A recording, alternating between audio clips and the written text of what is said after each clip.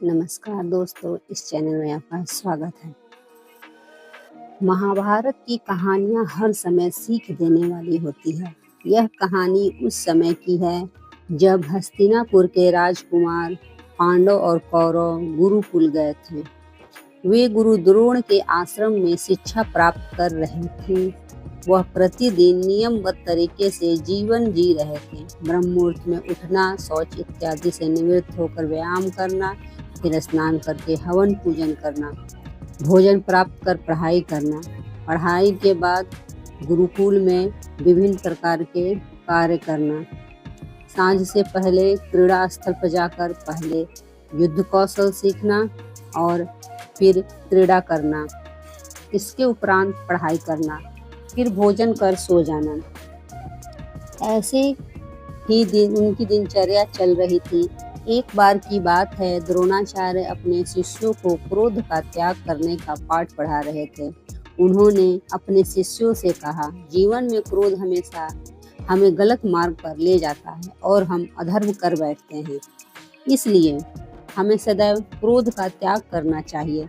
यदि कोई राजा या योद्धा क्रोध में गलत निर्णय ले ले तो इस अधर्म को ठीक नहीं किया जा सकता। यदि कोई ऐसे पद पर बैठा मनुष्य है जिसके निर्णय से बहुजन के जीवन पर असर पड़ता है, तो ऐसे मनुष्य को सदैव के लिए क्रोध का परित्याग कर देना चाहिए। क्रोध का त्याग इतना आसान भी नहीं है, इसलिए हमें निरंतर प्रयासरत रहना चाहिए। कभी भूलना नहीं चाहिए, अन्यथा कभी भी वो हमारे माथे पर सवार हो सकता है। क्रोध और अहंकार लगभग साथ साथ चलते हैं। क्रोध अहंकार को पोषित करने के लिए गलत कार्य करवाता है और वही अहंकार क्रोध को बढ़ावा देता है। क्रोध अधर्म करवाता है और फिर एक अधर्म दूसरे अधर्म को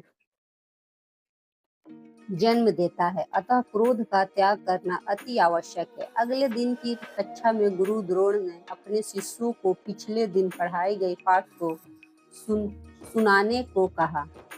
सभी कौरवों ने सुनाया। फिर युधिष्ठिर को छोड़कर सभी पांडवों ने भी सुना दिया, परंतु युधिष्ठिर नहीं सुना पाए। जब द्रोणाचार्य ने उनसे पूछा कि उन्हें पाठ क्यों नहीं स्मरण, तो उन्होंने कहा उन्हें थोड़ा और समय चाहिए। 2-3 दिन तक युधिष्ठिर गुरुजी को यही उत्तर देते रहे। चौथे दिन जब गुरुजी ने पूछा और युधिष्ठिर ने यही उत्तर दिया, तब गुरु द्रोण ने युधिष्ठिर को एक थप्पड़ मार दिया। युधिष्ठिर कुछ देर तक शांत खड़े रहे, फिर अपने हाथ जोड़कर गुरु से कहा, गुरुजी, क्या मैं आपको पाठ सुनाऊं? द्रोणाचार्य ने गरजते हुए कहा, सुनाओ। तभी युधिष्ठिर ने हाथ जोड़े हुए ही पूरा पाठ सुना दिया। युधिष्ठिर के मुख से पाठ वैसा का वैसा सुन गुरु द्रोणाचार्य सहित सब आश्चर्यचकित हो गए।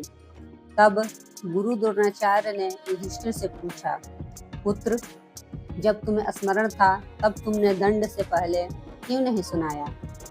गुरु द्रोण का प्रश्न सुनकर युधिष्ठिर ने उत्तर दिया, गुरुजी, पाठ कंठस्थ होना और स्मरण रहने में मुझे अंतर प्रतीत होता है। पाठ मुझे कंठस्थ तो था, परंतु सदैव आपकी सिखाई हुई बात स्मरण रहेगी या नहीं, इस पर मुझे संदेह था।